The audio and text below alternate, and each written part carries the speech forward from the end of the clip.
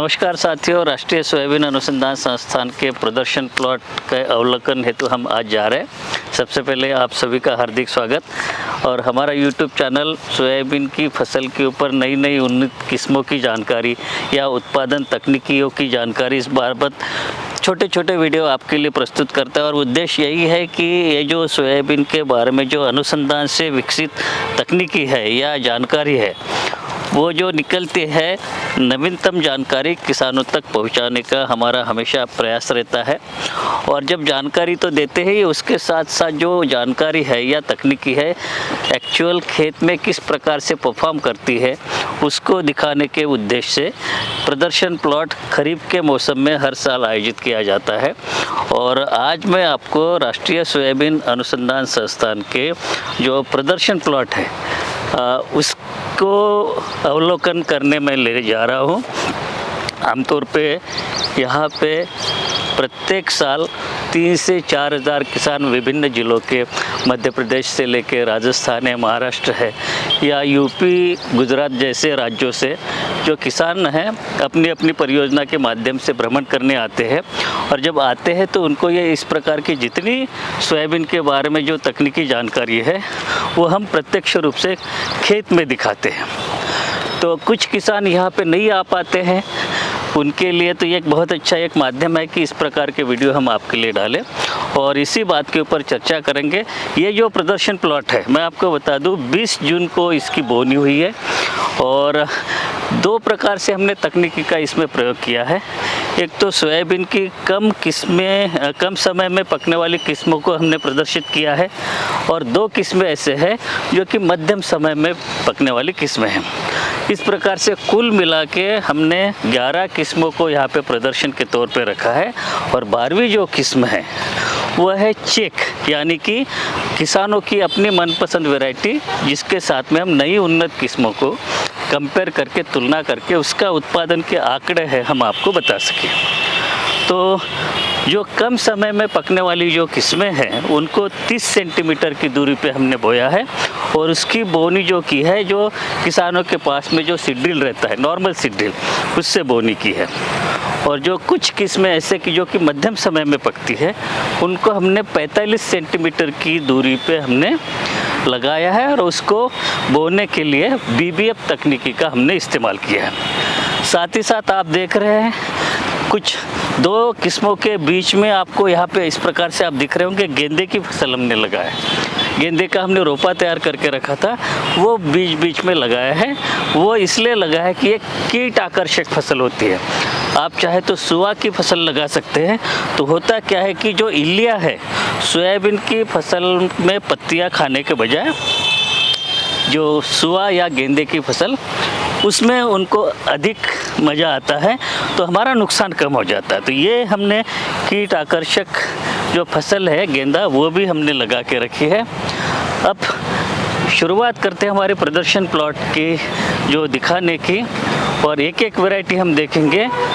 जैसे कि मैंने आपको बताना चाहता हूँ कि 20 जून को इसकी हमने बोनी करी थी और आज अगर देखा जाए आज 6 अगस्त तारीख है, तो कुल मिला के 46 दिन की ये फसल हो चुकी है। आप यहाँ पे हमने एक बोर्ड लगा के रखा है, इसके ऊपर आप देख सकते हैं कि जो ये कुल 12 किस्में हैं, JS 9560, NRC 131, 38 है, 157, 2212, 23-3, NRC 150, 152, 165, 181, NRC 142 और 2172। इसको बोने से पहले हमने बीजोपचार किया है और एक कॉम्बिनेशन वाला एक फंजीसाइड आता है जिसमें कि 2 फंजीसाइड मिले होते हैं और उसके साथ साथ एक इंसेक्टिसाइड मिला होता है। उसका नाम है एजोक्सिस्ट्रोबिन प्लस थायोफेनाइट मिथाइल और थायोमिथाक्सम।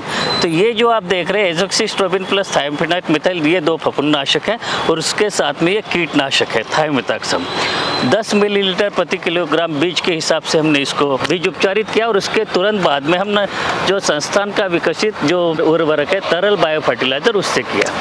बाकी जितने भी अनुशंसित तकनीकी है उसका हमने प्रयोग किया है। और बोनी के तुरंत बाद यानी दूसरी दिन 20 जून की बोनी है, तो 21 जून को हमने जो प्री इमर्जेंस हर्बिसाइड है डाइक्लोसुलम उसका हमने प्रयोग किया है।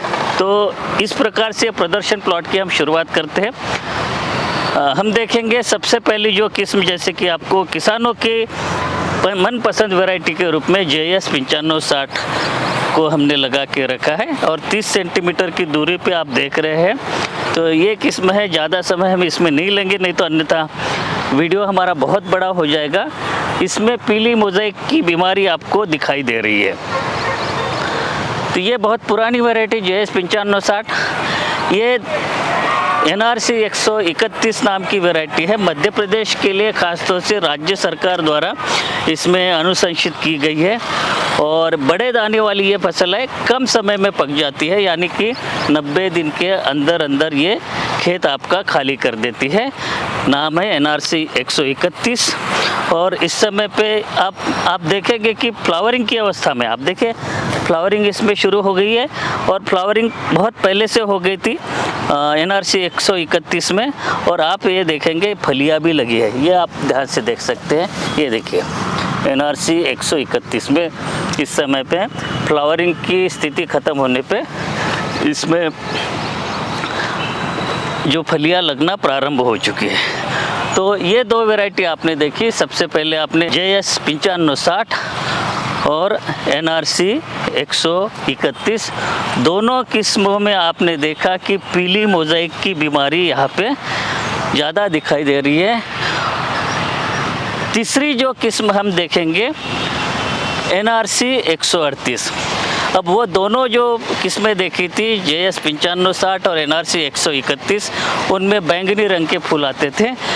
NRC 138 इस समय पे फ्लावरिंग की स्थिति में है और आप देख रहे हैं सफ़ेद रंग के इसमें फूल है और इसमें भी इस साल पीली मोज़ेक वायरस की बीमारी आपको नज़र आ रही है। अब आप बोलेंगे कि इसके कंट्रोल के लिए हमने क्या किया है। हमने जैसे ही इसका इनिशिएशन हुआ था, हमने लेबर लगा के ऐसे पौधों को हमने सबसे पहले उखाड़ दिया और खेत से बाहर कर दिया और साथ ही साथ जो सफ़ेद मच्छर है उसको रोकथाम करने के लिए मैं आपको हमारे कैमरामैन से बोलना चाहूँगा, वो वहाँ पे एक रेत का टीला दिख रहा है, वहाँ पे एक प्लॉट लगा है, वहाँ पे भयंकर वायम की बीमारी आई है और वहाँ से सफ़ेद मच्छर बैठ के सीधा हमारे खेत में आ रहे हैं और ये यहाँ पे फैलाने का काम कर रहे हैं। तो ये वायम की बीमारी को फैलाने का काम सफ़ेद मच्छर करते हैं और ये एक जगह पे यहाँ पे आके बीमारी छोड़ देते हैं। तो हमें सबसे पहले सफ़ेद मच्छर की रोकथाम करनी पड़ेगी और इसके लिए हमने अभी 10 दिन पहले एक दवाई का छिड़काव किया था, उसका नाम है बीटा साइक्लोथ्रिन प्लस इमिडाक्लोप्रिड, जो कि बाज़ार में सोलोमन के नाम से भी आता है और भी कई कंपनियां बनाती है। तो उसका हमने छिड़काव किया था वायम को रोकने के लिए। तो आपने 3 वैरायटी अभी तक देखी कम समय में पकने वाली। चौथी वैरायटी आप देखेंगे NRC 157, ये भी 90 दिन के अंदर में पक जाती है और इस समय पे फ्लावरिंग की अवस्था में है। आप देख रहे हैं इसमें बैंगनी रंग के फूल यहाँ पे दिख रहे हैं, इक्का दुक्का यहाँ पे भी इस वैरायटी में भी आप देख रहे हैं पीली मोज़ेक वायरस की बीमारी। ये देखिए अगर पास से अगर देखें तो इस प्रकार से इसकी चितकबरापन हो जाता है और यहाँ पे ये वैरायटी इस वैरायटी में भी 157 में पीली मोज़ेक की बीमारी आप देख रहे हैं और भी कई किस्मों में आप बीमारी को देखेंगे। ये जो वैरायटी आप इस समय पे देख रहे हैं JS 2212, 5वीं वैरायटी आप इस समय पे देख रहे हैं और ये भी 30 सेंटीमीटर की दूरी पे लगाई है और ये भी फ्लावरिंग की अवस्था में है। बैंगनी रंग के इसमें फूल आ रहे हैं और आप देखेंगे कि कुछ दिन में इसके कर्रे बनने शुरू हो जाएंगे। तो इसमें भी आप देखेंगे पीली मोज़ेक वायरस की बीमारी यहाँ पे दिखाई दे रही है। मैं पत्ती तोड़ के आपको दिखाना चाहूँगा, ये देखिए ये है।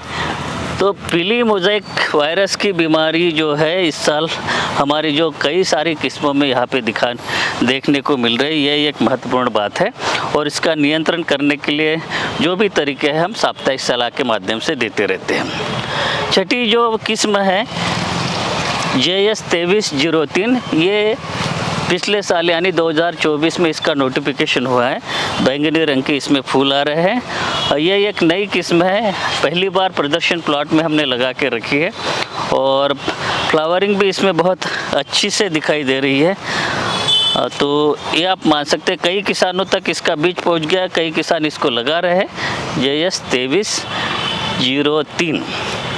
अब जो अगली वैरायटी आप यहाँ पे देखोगे NRC 150, ये उभरती हुई वैरायटी है मध्य प्रदेश में और दूसरे राज्यों में भी ये बहुत तेज़ी से लोकप्रिय होते जा रही है, लोकप्रिय हो रही है।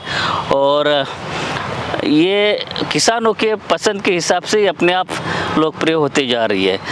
फ्लावरिंग की स्थिति इस समय पे आप यहाँ पे देख रहे हैं, ये भी 30 सेंटीमीटर की दूरी पे हमने बोई है और अगर देखा जाए तो बहुत अच्छी इसमें फ्लावरिंग आपको दिखाई दे रही है। ये छोटा सा प्लॉट है, इसके बगल में मैं आपको इसी वैरायटी का NRC 150 का दूसरा प्लॉट दिखाऊंगा। ये आप देखिए, ये भी NRC 150 और ये बहुत बड़े क्षेत्र में यहाँ पे लगी हुई है। तो यहाँ पे भी आप फ्लावरिंग और कर्रे बनना इसमें शुरू हो गए, तो इसकी बढ़वार भी काफ़ी अच्छी है। तो ये आप इसका छोटा प्लॉट आपने देखा और बड़े स्वरूप में आप इसको NRC 150 को आप देख रहे हैं। कम समय में पकने वाली किस्मों की श्रेणी में ये एक बहुत अच्छी वैरायटी है। अगली वैरायटी आप देखेंगे NRC 152। NRC 152 बड़े दाने वाली किस्म है, फ्लावरिंग की स्थिति में है, बैंगनी रंग के इसमें फूल आ रहे हैं। और आप यहाँ पे देखेंगे सबसे पहले फ्लावरिंग यहाँ पे देखेंगे इस किस्म में 12 किस्मों में से, और फलियाँ बनना इसमें फलियाँ बन चुकी है और दाने भरने का अभी कार्य जारी है। तो NRC 152 आप देख रहे हैं, ये भी बड़े दाने वाली और कम समय में पकने वाली किस्म है। अगली वैरायटी NRC 165, ये फ्लावरिंग की स्थिति में आप देख रहे हैं और जैसे कि आप यहाँ पे देख रहे हैं 30 सेंटीमीटर की दूरी पे कई किस्में यहाँ पे लगाई गई और कुछ किस्में 45 सेंटीमीटर जिनको कि BBF पद्धति से बोई गई है। तो 165 है, कम समय में पकने वाली किस्मों की श्रेणी में आती है। और इसमें देखा जाए तो ये भी देखिए, यहाँ पे इसमें भी इस बार पीली मोज़ेक वायरस की बीमारी यहाँ पे दिखाई दे रही है। लेकिन मैं फिर से दोहराना चाहूँगा, इसको बीमारी को हमने नियंत्रित करने के लिए बीटा साइक्लोथ्रिन और इमिडाक्लोप्रिड का एक छिड़काव कर दिया है और इससे हम फैलने से हम बीमारी को रोक पा रहे हैं। अगली जो किस्म हम देखेंगे कम समय में पकने वाली जो किस्में हैं उसमें NRC 181। तो अभी तक जितनी भी आपने किस्में देखी है सब 90 दिन के अंदर पकने वाली ये किस्में हैं। ये भी आप फ्लावरिंग देख रहे हैं 181 में सफ़ेद रंग के फूल आ रहे हैं और ये जो वैरायटी हमने BBF पद्धति से बोई है। आप यहाँ पे देख रहे हैं ये नाली बनी हुई है, आप जहाँ पे मैं खड़ा हूँ तो ये BBF सीड्रिल जब चलती है तो 4 कतारें एक साथ बोनी हो जाती है। 45 सेंटीमीटर की दूरी पे सेट कर रखा है हमने और उसके अगल बगल में नालियाँ बनते हुए जाती हैं। इन नालियों से अतिरिक्त जल निकास का भी काम होता है और सूखे की स्थिति में नमी संचयन यानी कि पौधे को मरने से रोकता है। तो आप अभी देख रहे हैं पिछले हफ्ते से 8 दिन की गैप हो गई, अभी यहाँ पे बारिश नहीं हुई है, पपड़ी ज़मीन में आ रही है, हार्ड पैन यहाँ पे डेवलप हो रहा है। तो अभी एक बारिश की अत्यंत आवश्यकता है। लेकिन देखिए अभी इंदौर और उसके आसपास के क्षेत्र में बिल्कुल बारिश नहीं हो रही है, बल्कि मध्य प्रदेश के कई राज्यों में अधिक वर्षा होने की सूचना मिली है। अंतिम 2 किस्में मैं आपको दिखाना चाहूँगा, उसमें से पहली जो है NRC 142। अब जैसे मैंने पूरे 11 किस्में बताई थी उसमें से 9 किस्में हैं कम समय में पकने वाली और 2 किस्में मध्यम समय में, मतलब 96 दिन से लेके 105 दिन तक पकने वाली ये किस्में हैं। आप इस समय पे देख रहे हैं NRC 142, ये 96 दिन में पकती है और ये भी कई किसानों ने पसंद की है और मध्य प्रदेश के साथ साथ महाराष्ट्र में बहुत तेज़ी से लोकप्रिय होती जा रही है। अब इसका कारण ये है कि ये देश की सबसे पहली किस्म है जो कि खाद्य गुणों के लिए उपयुक्त है। यानी कि खाने के लिए यदि आप रोटी बना के या सोयाबीन के कई प्रकार के व्यंजन या छोटा रोजगार अगर लघु उद्योग शुरू करना चाहते हैं सोया खाद्य पदार्थों का, उसके लिए आपको किस्म चाहिए जो कि खाद्य पदार्थों के लिए उपयुक्त हो।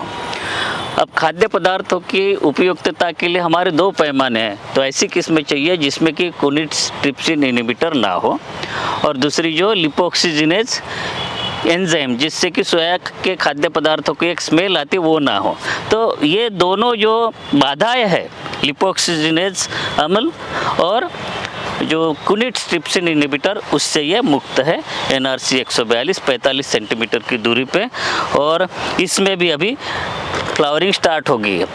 बाकी जो अभी तक देखिए उसमें बहुत ज़्यादा फ्लावरिंग आपने देखी थी, और ये जो NRC 142 है इसमें फ्लावरिंग देरी से स्टार्ट होती है। 40 दिन के बाद में इसको आमतौर पे देखा जाता है फ्लावरिंग। तो ये है NRC 142। अंतिम किस्म प्रदर्शन के तौर पे हम आपको दिखाना चाहेंगे। बहुत अच्छी एक किस्म है, पिछले साल बहुत अच्छा इसका रिस्पांस रहा है JS 2172, और आमतौर पे मध्य प्रदेश के किसानों ने भी इसको पसंद किया है और बहुत तेज़ी से इसका फैलाव हो रहा है। तो JS 2172 आप देख रहे हैं, सफ़ेद रंग के इसमें फूल आ रहे हैं, बहुत अच्छी फ्लावरिंग आप यहाँ पे देख रहे हैं। तो ये किस्म है JS 2172। तो मैंने आपको 10-12 किस्में जो प्रदर्शन प्लॉट में जो लगाई है उसकी जानकारी दी। डाइक्लोसुलम खरपतवार नाशक जो कि 72 घंटे के अंदर में उपयोग किया जाने वाला, उसका उपयोग किया हमने। जो एक 25 दिन की अवस्था में हमने सुरक्षात्मक रूप से जो कोराजन जो आता है, हमारी भाषा में हम उसको क्लोरेंट्रानिलिप्रोल कहते हैं, उसका छिड़काव किया था 25 दिन की अवस्था में, जिससे कि हमने इल्लियों से सुरक्षित कर लिया। और आप देख रहे हैं अभी जितनी भी फसल है, इल्लियाँ यहाँ पे अभी तक नहीं देखी गई है। तीसरा जो हमने एक छिड़काव किया था, जैसे मैंने बताया कि YMV को रोकने के लिए बीटा साइक्लोथरिन और इमिडाक्लोप्रिड का मिश्रण, वो हमने तीसरा छिड़काव किया था। और हमने जब हमको पता चला कि एंथ्रेक्नोज की आने की संभावना है, तो ये जो हमने फफूंदनाशक का भी छिड़काव किया है, टेबुकोनाजोल का। तो ये इस प्रकार से प्रदर्शन प्लॉट की स्थिति है। 40 दिन पूरे करने के बाद में हमारे संस्थान का प्रदर्शन प्लॉट इस प्रकार से है। अब अगली जो स्थिति रहेगी, जब दाने भरने लग जाएंगे, सभी वैरायटियों में फलियां लगना शुरू हो जाएगी, फिर से मैं आपके साथ में उपस्थित होऊंगा जब हमारी फसल 60 दिन की हो जाएगी और सभी वैरायटियों में फलियों में दाने भरना शुरू हो जाएंगे, तब फिर से आपके साथ में वीडियो लेके उपस्थित होऊंगा। तब तक के लिए आज्ञा दीजिए, नमस्कार।